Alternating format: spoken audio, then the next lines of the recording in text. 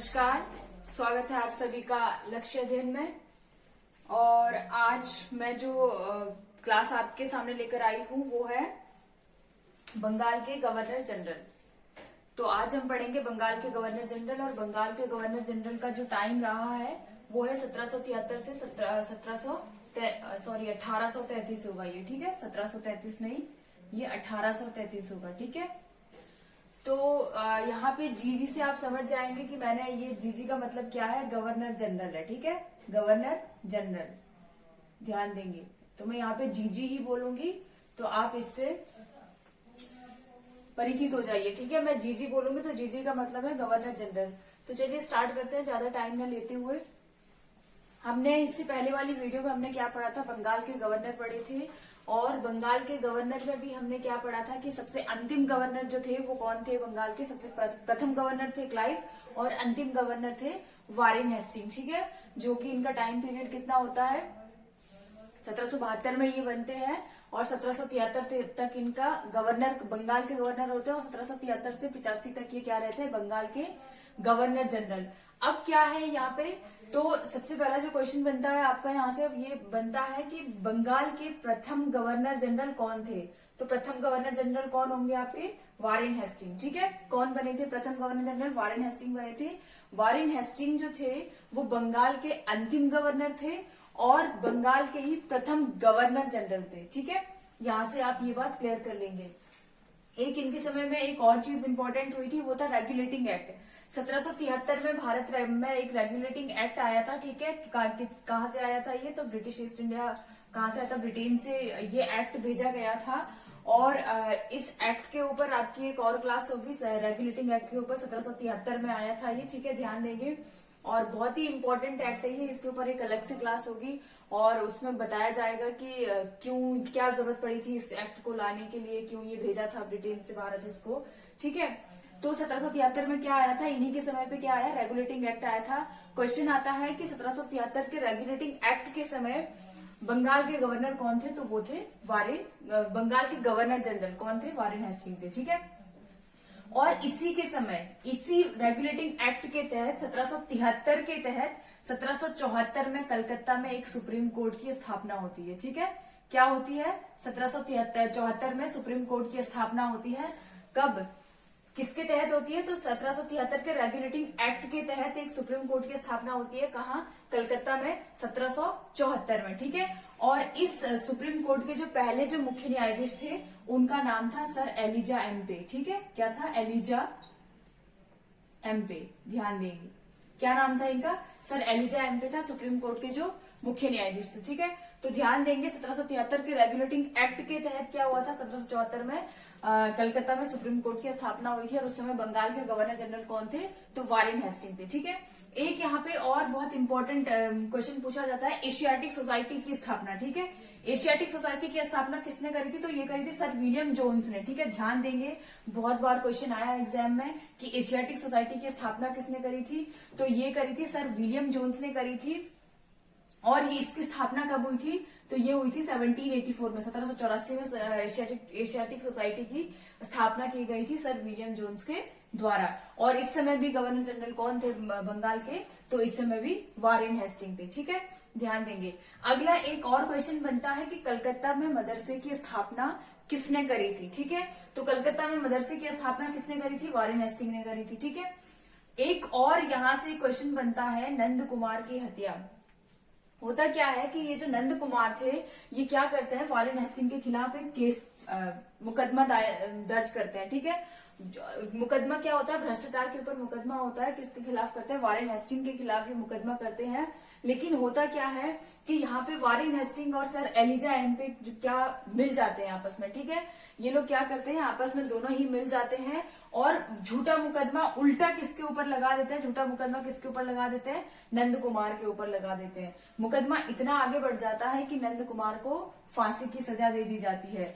तो भारतीय इतिहास में इसे क्या कहा गया है, न्यायिक हत्या करार दिया गया है। क्या क्या कहा इसे, न्यायिक हत्या। यानी कि क्योंकि ये इनके ऊपर झूठा मुकदमा चलाया गया था, किसकी तरफ से, वारेन हेस्टिंग और सर एलिजा एमपे ने ही इनको फांसी पे चढ़ाया था, फांसी की सजा दी थी, लेकिन किसके कहने पर? वारेन हेस्टिंग के। ठीक है, तो ये भारतीय इतिहास में पहली न्यायिक हत्या करार दिया गया था कि उसको नंद कुमार की हत्या। ठीक है, ये भी किससे जुड़ा हुआ मामला है? तो ये भी वारेन हेस्टिंग से पूछा जाता है कई बार।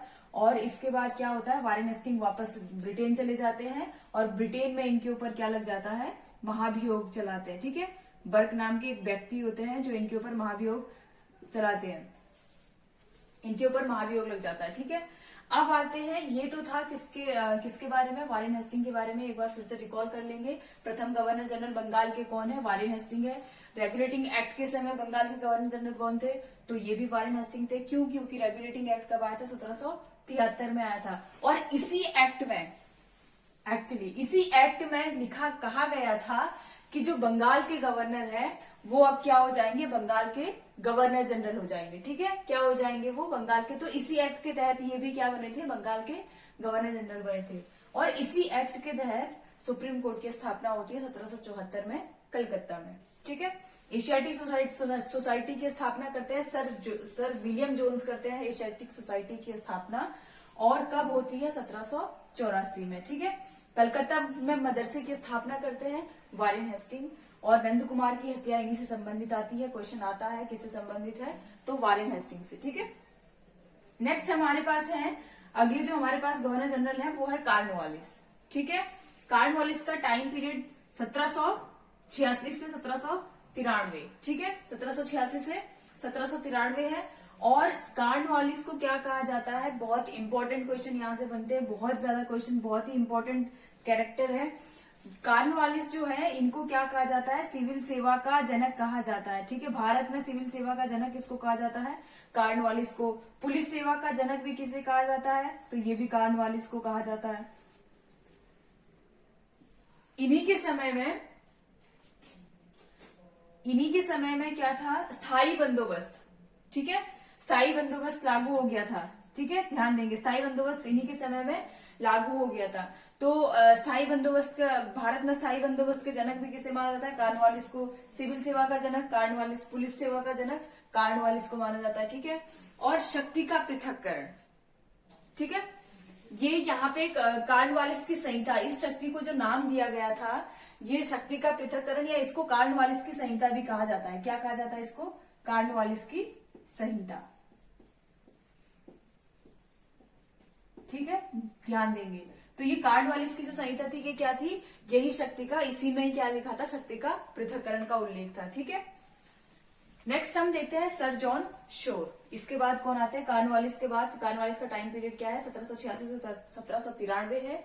अगला हमारे पास जो गवर्नर जनरल आते हैं वो है sir John Shore. Sir John Shore का टाइम पीरियड है 1793 से 98। ठीक है, इन्होंने, इनके समय में कुछ खास काम हुआ नहीं, क्योंकि ये बहुत ही शांतवादी के, शांत विचारधारा के व्यक्ति थे।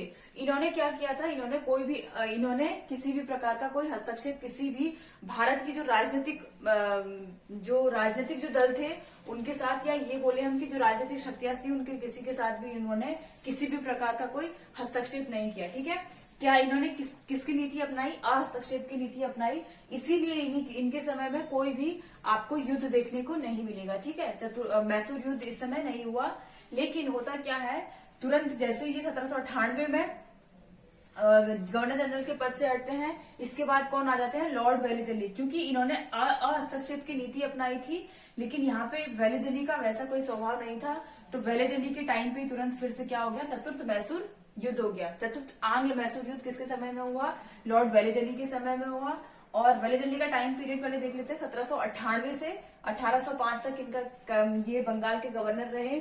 और इनके समय में क्या हुआ? चतुर्थ मैसूर युद्ध हुआ। और इन्हें क्या कहा जाता है? सहायक संधि के जन्मदाता कहा जाता है। ठीक है, क्या कहा जाता है इनको? सहायक संधि के जन्मदाता कहा जाता है।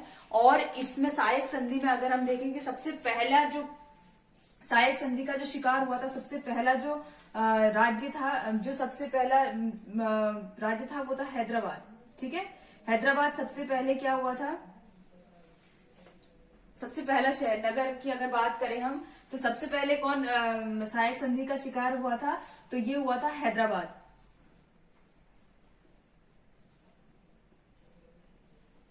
ठीक है। दूसरे में मैसूर हुआ था, तीसरे में तंजौर, तीसरी बारी में तंजौर, फिर अवध और लास्ट में मराठा। ठीक है, लास्ट में क्या हुआ, कौन इसके शिकार हुए थे, मराठा।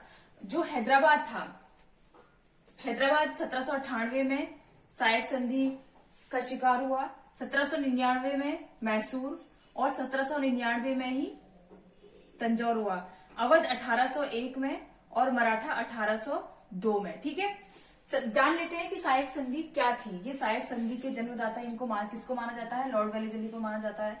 ये सायक संधि क्या होती थी, तो ये सायक संधि जो थी ये क्या करते थे, तत्कालीन समय में जो भी भारत के राजा होते थे या किसी भी क्षेत्र के राज्य के जो राजा होते थे, वो उनके साथ ये लोग क्या करते थे, एक डील साइन करते थे, एक संधि साइन करते थे, जिसको सायक संधि नाम दिया जाता था। ये ऐसी संधि होती थी, इसमें क्या राजा को ये लोग बाध्य करते थे कि आप कोई किसी भी प्रकार की कोई सेना, और इस संधि में जब ये इनको बात कही जाती थी कि आप कोई भी सेना नहीं रखेंगे, तो अब भाई राजा का किसी न किसी के साथ युद्ध तो होना था।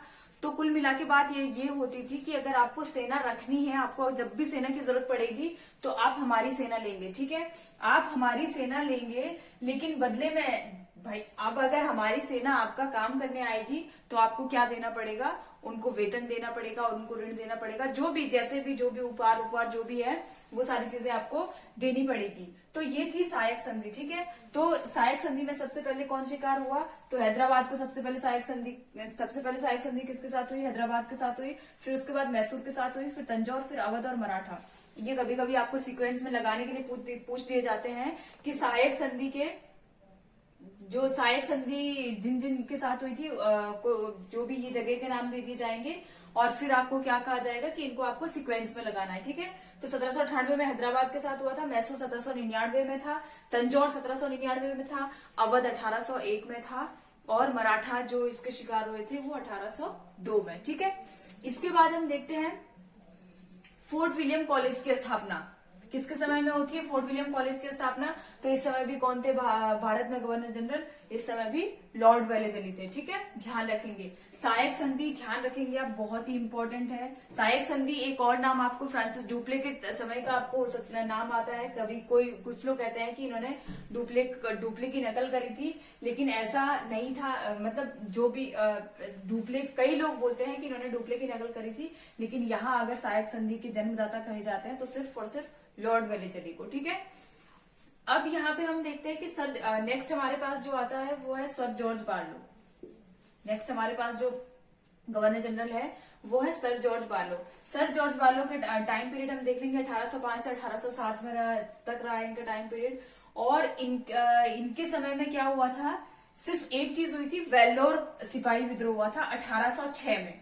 कब हुआ था ये, 1806 में वेल्लोर सिपाही विद्रोह हुआ था। तो क्वेश्चन आता है कि जो वेल्लोर सिपाही विद्रोह हुआ था उस समय गवर्नर जनरल कौन थे बंगाल के, तो उस समय थे सर जॉर्ज बार्लो। ठीक है, ध्यान देंगे। इसके बाद हमारे पास नेक्स्ट जो नाम आता है गवर्नर जनरल की श्रेणी में वो है लॉर्ड मिंटो फर्स्ट। ध्यान देंगे, ये 1909 के मॉडल मिंटो नहीं है, बल्कि क्या है, लॉर्ड मिंटो है और लॉर्ड मिंटो फर्स्ट है। इनका जो टाइम है वो क्या है, 1805 से 1807 है। ठीक है, और इनके समय में भी कुछ खास नहीं होता है। अमृतसर की संधि होती है 1809 में। कब अमृतसर की संधि होती है, इनके समय में। ठीक है, तो इनका टाइम पीरियड 1800, ये गलत है, 1813 होगा। ठीक है, क्योंकि 1809 में इनके साथ क्या होती है, अमृतसर की संधि होती है। ठीक है, कब होती है, 1809 में। तो क्योंकि उस समय भी कौन होते हैं, लॉर्ड मिंटो होते हैं उस समय भी। ध्यान देंगे, इसको जरा एक बार देख लेंगे। अमृतसर की संधि कब होती है, तो ये होती है 1809 में और इनका जो टाइम पीरियड है वो 1805 से 1807 से 1813। ये गलती थी। लॉर्ड मिंटो फर्स्ट का टाइम पीरियड क्या है, 1807 से 1813 है। ठीक है, ध्यान देंगे, ये 13 है, 1807 से 1813 इनका टाइम पीरियड है। और इन्हीं के समय में क्या हुआ था, 1809 में अमृतसर की संधि हुई थी। ठीक है, ये 1809 है। इनके समय में सिर्फ एक ही चीज होती है, कोई खास इतना ज्यादा क्वेश्चन नहीं पूछे जाते हैं, लेकिन आपको इतना ध्यान रखना है कि कौन थे ये, तो मिंटो फर्स्ट थे, ठीक है। इसके बाद आते हैं लॉर्ड हेस्टिंग। लॉर्ड हेस्टिंग ये दूसरे व्यक्ति है, ठीक है। ये वारेन हेस्टिंग को आप ना समझे, ये अलग व्यक्ति है लॉर्ड हेस्टिंग। तो इनके समय में क्या, नेपाल युद्ध चल रहा था, ठीक है। इनके समय में क्या हो रहा था, नेपाल में युद्ध चल रहा था, और उसका जो टाइम पीरियड था वो था 1814 से 16 तक नेपाल के साथ युद्ध चला था। और इसी समय क्या होती है, 1816 में संगोली की संधि होती है, किसके साथ, नेपाल के राजा के साथ, ठीक है। नेपाल के राजा के साथ क्या होती है, संगोली की संधि होती है, जिसमें उत्तराखंड का कुछ भाग क्या किसमें, भारत में मिला दिया जाता है, ठीक है, उस संधि के तहत। तो ध्यान देंगे ये किसके साथ हुई थी, नेपाल के राजा के साथ हुई थी 1816 की संगोली की संधि, बहुत इंपॉर्टेंट है। इन्होंने ही क्या किया था, पिंडारियों का दमन किसके समय में हुआ था, तो लॉर्ड हेस्टिंग के समय पिंडारियों का दमन, ठीक है। तीसरा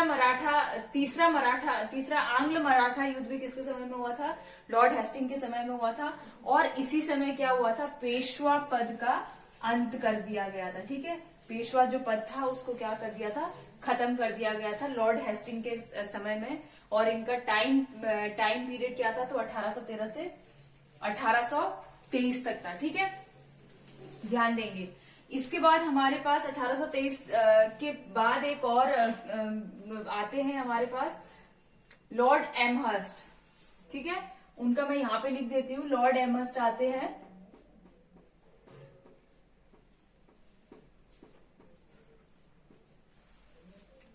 लॉर्ड एमहर्स्ट का टाइम है 18, ये कितने तक रहे, 1823, ठीक है। तो यहां से इनका टाइम पीरियड शुरू हो जाएगा 1823 से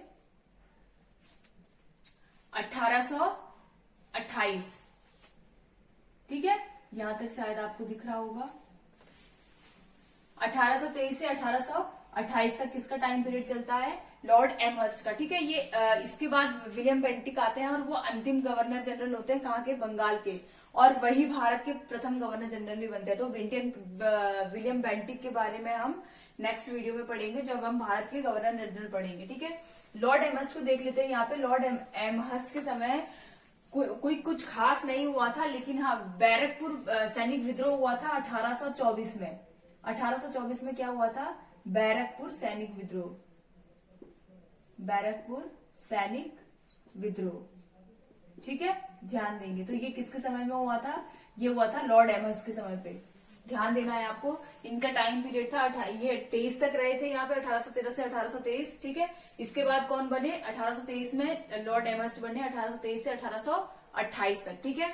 फिर 1828 के बाद कौन आते हैं, विलियम बेंटिक आते हैं, और वो क्या आगे वो क्या होते हैं, भारत के गवर्नर जनरल में जाते हैं। कब, ये 1833 के एक्ट के तहत, ठीक है। खैर वो हम जब हम गवर्नर जनरल भारत के पढ़ेंगे तो हम उसमें पढ़ेंगे। लेकिन यहाँ, और अगर अंतिम गवर्नर पूछा जाए आपसे बंगाल के, ये तो प्रथम गवर्नर थे, ठीक है, गवर्नर जनरल थे प्रथम, और अगर बंगाल के अंतिम गवर्नर जनरल पूछा जाए तो फिर कौन, इसके बाद कौन आएंगे, विलियम बेंटिक, ठीक है। तो विलियम बेंटिक होंगे, ठीक है, ध्यान रखेंगे, विलियम बेंटिक, ये आपको ध्यान देना है। और विलियम बेंटिक के बारे में हम जब भारत के गवर्नर जनरल पढ़ेंगे तो उसमें, क्योंकि ये बंगाल के अंतिम गवर्नर जनरल होते हैं, और यहाँ से 1833 के एक्ट के तहत क्या, क्योंकि इसके बाद अब किसका टाइम पीरियड होगा, विलियम बेंटिक चलेंगे 1828 से 1832 तक। ये क्या रहते हैं, गवर्नर जनरल के पद पर रहते हैं, कहाँ के गवर्नर जनरल, बंगाल के। लेकिन उसके बाद ही क्या बन जाते हैं, 1833 से भारत के गवर्नर जनरल बन जाते हैं, ठीक है। तो क्वेश्चन अगर ये आता है कि बंगाल के प्रथम गवर्नर जनरल कौन थे, तो आपके पास आंसर होना चाहिए वारेन हेस्टिंग, ठीक है। अगर आपसे पूछा जाता है कि बंगाल के अंतिम गवर्नर जनरल कौन थे, तो वो थे विलियम बेंटिक, ठीक है। कब, क्या टाइम, गवर्नर के पद पर ये कितना साल रहे, तो सिर्फ 4 साल रहे, 1828 से 1832 तक, ठीक है।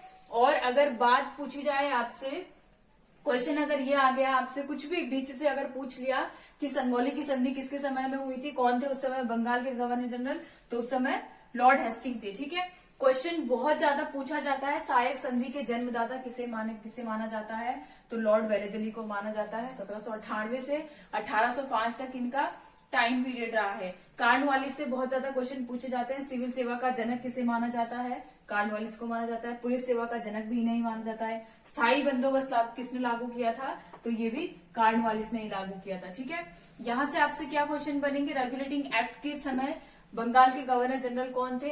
तो वारेन हेस्टिंग थे। कब आया था रेगुलेटिंग एक्ट भारत? 1773 में आया था। और इसी रेगुलेटिंग एक्ट के तहत ये क्या बने थे?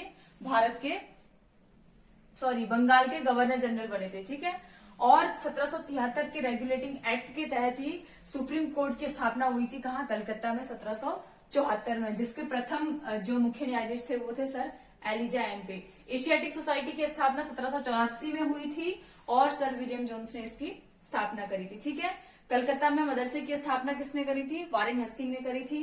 कार्नवालिस का हमने रिकॉल कर लिया है। इधर हम देख लेते हैं। अच्छा, कार्नवालिस सिविल सेवा के जनक, पुलिस सेवा के जनक और स्थायी बंदोबस्त। एक आप शक्ति का पृथककरण, इसी को शक्ति का पृथककरण ही को हम एक और नाम से जानते हैं, कार्नवालिस की संहिता। ठीक है, आप ऐसे भी याद रख सकते हो इसे। कार्नवालिस की संहिता में शक्ति का पृथककरण का उल्लेख था। ठीक है, नेक्स्ट हमारे पास सर जॉन शोर है। 1793 से 1798 इनका टाइम पीरियड रहता है। इन्होंने अहस्तक्षेप की नीति अपनाई थी। अहस्तक्षेप मतलब किसी के साथ कोई हस्तक्षेप नहीं किया था, और यही कारण था कि इस समय इस बीच में कोई युद्ध नहीं हुआ। लेकिन लॉर्ड वेलेजली के आते ही 1798 से 1805 तक इनका टाइम पीरियड चलता है। इसी समय तुरंत क्या हो गया? चतुर्थ मैसूर युद्ध हो गया, क्योंकि इनकी जो नीति थी वो सर जॉन शोर से अलग थी। ठीक है, सहायक संधि के जन्मदाता लॉर्ड वेलेजली को माना जाता है। कौन कौन से थे? तो सहायक संधि के जो शिकार हुए थे कौन कौन से थे? वो तो हैदराबाद, मैसूर, तंजौर, अवध और मराठा। ठीक है, ध्यान से सीक्वेंस वाइज इसे याद करना है आपको। फोर्ट विलियम कॉलेज की स्थापना किसके समय में हुई थी? तो उस समय लॉर्ड वेलेजली के समय में हुई थी। ठीक है, सर जॉर्ज बार्लो का वेल्लोर विद्रोह आता है, 1806 में हुआ था। पूछा जाता है कि वेल्लोर सिपाही विद्रोह के समय बंगाल के गवर्नर जनरल कौन थे? तो सर जॉर्ज बार्लो हुए थे। कभी कभी क्वेश्चन ये भी आ जाएगा कि वेल्लोर विद्रोह कब हुआ था? तो 1806 में हुआ था। लॉर्ड मिंटो फर्स्ट 1807 से 1813, ध्यान रखेंगे इनका टाइम पीरियड। तो इनके समय में भी कुछ खास नहीं हुआ था, सिर्फ रणजीत सिंह, ध्यान रखेंगे, सिख के राजा थे। आंग्ल सिख युद्ध चल रहा था। और इसी समय क्या हुआ था? 1809 में अमृतसर की संधि हुई थी। ठीक है, ध्यान देंगे किसके साथ हुई थी? रणजीत सिंह के साथ हुई थी। ध्यान देंगे, अमृतसर की संधि 1809 में हुई थी। किसके टाइम पे? लॉर्ड मिंटो फर्स्ट के टाइम पे। लॉर्ड हेस्टिंग को देख लेते हैं। 1813 से 1823 इनका टाइम पीरियड था। इनके समय में क्या चल रहा था? नेपाल युद्ध चल रहा था 14 से 16। जब युद्ध खत्म होता है 1816 में संगोली की संधि होती है, किसके साथ होती है? नेपाल के राजा के साथ होती है। और इसमें क्या किया जाता है? उत्तराखंड का कुछ भाग भारत में मिला लिया जाता है। ठीक है, जो नेपाल के, जिसके लिए नेपाल कहता था कि ये हमारा है। ठीक है, फिर आता है पिंडारियों का दमन किसके समय में हुआ था? लॉर्ड हेस्टिंग के समय में। ठीक है, और तीसरा आंग्ल मराठा युद्ध भी इन्हीं के समय में हुआ था। इन्हीं के समय मतलब लॉर्ड हेस्टिंग के समय। और पेशवा पद का जो अंत किया गया ये भी किसके समय में हुआ था? लॉर्ड हेस्टिंग के समय में हुआ था। ठीक है, लॉर्ड एमस्ट आते हैं 1823 से 1828। लॉर्ड एमस्ट का टाइम पीरियड चलता है 1823 से 1828। इनका भी कुछ खास नहीं होता है, लेकिन हाँ यहाँ पे एक बहुत महत्वपूर्ण घटना घटती है जो 1857 की क्रांति तक चलती है। यही चिंगारी थी 1824 का बैरकपुर सैनिक विद्रोह, जिसकी आग कहां तक पहुंची थी? 1857 की क्रांति तक पहुंची थी, ये इतिहासकारों का मानना है। तो इनके किसके टाइम पे हुआ था ये बैरकपुर विद्रोह? तो ये हुआ था लॉर्ड एमस के टाइम पे। बहुत इंपॉर्टेंट है, सिर्फ एक ही घटना इनके टाइम की है और बहुत ही इंपॉर्टेंट है। ठीक है, फिर इसके बाद जो अंतिम गवर्नर जनरल होते हैं बंगाल के, वो कौन बन गए? विलियम बेंटिक बनते हैं। और ये कब तक गवर्नर जनरल के पद पर रहते हैं? 1828 से 1832 तक ये गवर्नर जनरल के पद पर रहते हैं। और उसके बाद 1833 के एक्ट के तहत ये क्या बन जाते हैं? भारत के प्रथम गवर्नर जनरल। तो अगर अंतिम गवर्नर जनरल की बात पूछी जाए आपसे तो विलियम बेंटिक हो गए बंगाल के। ठीक है, और बंगाल के प्रथम गवर्नर जनरल पूछा जाए तो आपसे वारेन हेस्टिंग आपका आंसर होना चाहिए। ठीक है, तो ये थे आज के बंगाल के गवर्नर जनरल। आशा है आप सब लोगों को समझ आ गया होगा। अब यहाँ से आपका कोई क्वेश्चन छूटना नहीं चाहिए। अच्छा, एक चीज आप और ध्यान दोगे, क्वेश्चन आता है कि किस गवर्नर जनरल पर महाभियोग लगाया गया था? तो ये लगा था वारेन हेस्टिंग पर। ठीक है, बर्ग नाम के एक व्यक्ति थे जिन्होंने इनके ऊपर ब्रिटेन में जाके महाभियोग लगाया था। ठीक है, तो एक और चीज है कार्नवालिस से संबंधित है। ठीक है, कॉर्नवालिस एकमात्र ऐसे गवर्नर हैं जिनकी मृत्यु कहाँ हुई थी, भारत में हुई थी। और कहां पर इनकी समाधि बनाई गई है, तो गाजीपुर, ठीक है, यूपी के गाजीपुर में इनकी समाधि बनाई गई है। कॉर्नवालिस की मृत्यु कहां हुई थी, तो इनकी मृत्यु हुई भारत में, ठीक है। अब मैं आपको थोड़ा सा एक और रिवाइज करवा देती हूं।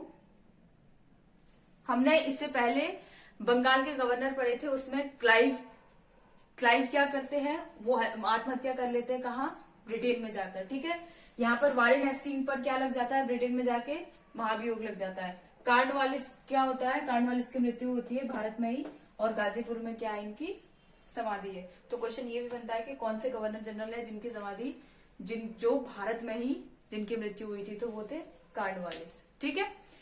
तो आज के लिए बस इतना ही था, मिलेंगे नेक्स्ट वीडियो में। तब तक आप सभी लोग अपना ध्यान रखेंगे। वीडियो को लाइक, शेयर और सब्सक्राइब करना बिल्कुल भी नहीं भूलना है। और मैं एक बार फिर से आपको बताती हूँ, आपके एग्जाम चल रहे हैं, तो जो भी आपको क्वेश्चन आपको लग रहा है कि ये क्वेश्चन हमारा छूट गया था, या आपको उसमें डाउट लग रहा है, तो प्लीज वो क्वेश्चन, आप जितने भी क्वेश्चन है वो कमेंट बॉक्स में लिख सकते हैं। मिलते हैं नेक्स्ट वीडियो में, तब तक आप सभी लोग अपना ध्यान रखेंगे। धन्यवाद।